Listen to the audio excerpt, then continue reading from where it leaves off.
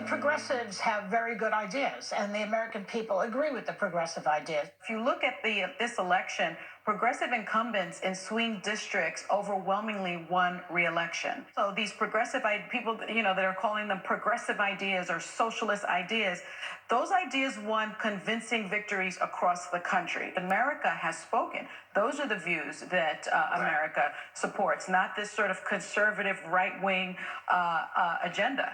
That's just not true. Right. Well, those are some of the views on The View. Let's bring in Tammy Bruce for her view. She's Fox News contributor and president of the Independent Women's Voice. Tammy, I'm a little confused. So who got it right? The women on the View who were talking about American voters chose socialism, that message, or those moderate Democrats we've been hearing from over the last couple of weeks who said that socialism message killed us? Yeah, I think they're changing the name of the show to The Fantasy View because that just makes no sense whatsoever. It's like fan fiction, what they're talking about. What we do know, and this is what is amazing about this election, as the top of the ticket, the presidency, is challenged, is that it was a red wave throughout the country in districts. And when you look at, of course, Nancy Pelosi knows, and the reason the Democrats are upset is because that lead in the House of Representatives continues to shrink. Mm-hmm. She is probably going to have maybe a majority of 3 or 4, but Americans rejected the defunding the police. They rejected riots. They rejected assaulting people. They rejected the identity politics. They rejected cancel culture. So the problem with the Democrats is they remain in kind of a fantasy world where they ignore the reality. And this is not going to, pretending is not going to help them deal with what Americans want and what I think the statement was in this last election.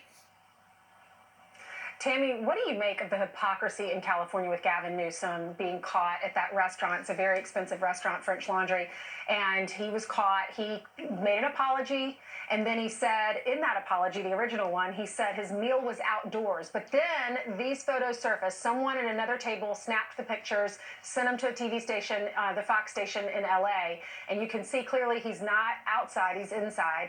No mask, no social distancing. And now he's telling everyone in California to change their Thanksgiving plans. Well, that's exactly it. And look, his instinct was, and this is typical of politicians, I think, many of them, was to lie, was to pretend that he was following the rules. So this is not just about him. This is about a political structure that believes they are beyond law and order, that the rules they write are for the little people who have to follow those rules. And it's not just Newsom, obviously, that he's telling people you got to effectively cancel Thanksgiving. You can't have, your own family essentially at your house. You got to be outside.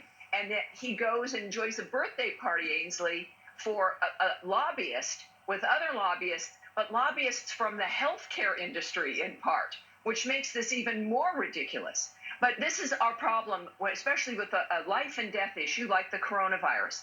They tell us that we've got to do certain things, like not have Thanksgiving in order to protect lives, but then they don't do those things. And it tells you one of two things. Either they don't believe what it is they've been telling you, and it's false, or they really believe that nothing that they say or do applies to them beyond even this issue, and it affects the legitimacy of government itself. And you wonder why Americans are looking around thinking, wait a minute, why do we have to do these things when you're not doing it? It's Newsom, it's Lori Lightfoot of Chicago, it's Nancy Pelosi, and the salon in San Francisco, and a dinner for Democrats she had to cancel because she was called out on that. Yeah. Tammy, there's no way this is a one-off for the governor of California. You know he's been doing this all the time. Meanwhile, when talking about California, the cancel culture hit the big actors, hit the big directors, and they are working on eggshells. Sometimes they bring the trouble on themselves, and sometimes they just find themselves in the middle of things. That did not elude Matt McConaughey, who was kind enough to join me yesterday in an interview you'll see on here on my radio show in about 90 minutes. And here he was talking about the pressure and the cancel culture. Listen. This immediacy of this culture with Twitter and everything else and comments and stuff. It was about what you tweeted about. Okay, so it's like, hey, what was the tweet? And then all of a sudden it became like, well, if an issue came out and you didn't tweet support for it, it was your non-tweet that got you in trouble. I heard. Like, where It's crazy. You're like, what? And he went on to talk. We were talking about Chris Pratt. He comes out, didn't want to go to an event, a left-wing event, and he got ridiculed. He's a big star, married to Arnold Schwarzenegger's daughter. And then you have the President of the United States, former President George W. Bush, has a conversation with Ellen. That's a problem. Vince Vaughn goes over and says hello to President Trump. That's a problem. Hollywood started this. Now they can't get out of this. Yeah, and it's only a problem if you allow it to be. I know that it sounds trite, but it's true. That the power that they're looking for is the bended knee, is you agreeing with that and acquiescing to it. And it's important also for people to not get caught in that pattern, that we can disagree. You can even get mad at people. You can have disagreements politically and personally, but it doesn't mean you have to destroy them.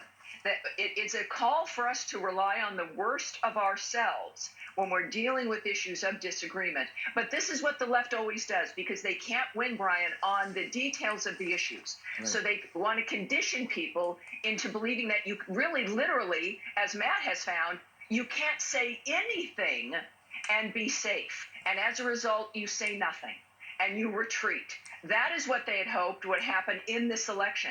Elections and these statements socially that send a message that we are not going to surrender to this kind of intimidation and harassment, and celebrities can set the tone in rejecting it. Well, speaking of celebrities, there's a woman by the name of Whitney Cummings. She's a comedian. She was also the executive producer of The Roseanne Show at the time that Roseanne made those comments, and then ABC wound up firing her. And she is speaking to the Daily Beast, where she says, essentially, that she has realized the importance of trying to understand somebody you disagree with. So in other words, you may be super blue, but you got to reach out and figure out what the person who is super red is trying to say, because otherwise it's just not going to work. Well, it's not only not going to work, but this is where, in fact, you can become even better on your own issues. You can certainly learn more. You can have better relationships. You're not living your life in anger and hostility and looking for the next person you want to destroy. And besides, there's hypocrisy there, too. You've got Joe Biden, credible allegations from Tara Reid regarding sexual harassment or assault. And those things, that suddenly doesn't matter. So if you've got a base that is taking you seriously, and then you don't even apply that across the board, it tells you, it confirms it's political, that this has nothing to do with the issues that matter to you. And what you're doing is you don't understand what happened in this last election. It's why The View can be in this fantasy world. And when you're doing that, you're not addressing the issue specifically that you actually care about.